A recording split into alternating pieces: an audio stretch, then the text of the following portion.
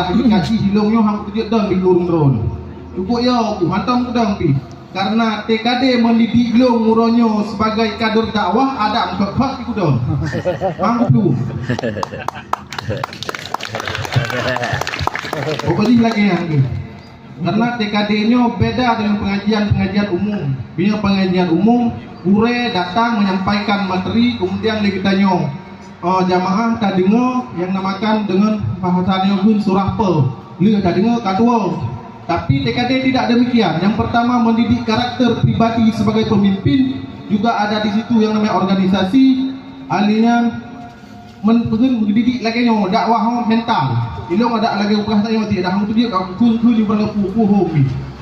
Pokoknya mental yang dididik di sini untuk menjadi seorang pemimpin ke depan organisasi ataupun generasi-generasi yang penuh dengan ilmu pengetahuan agama.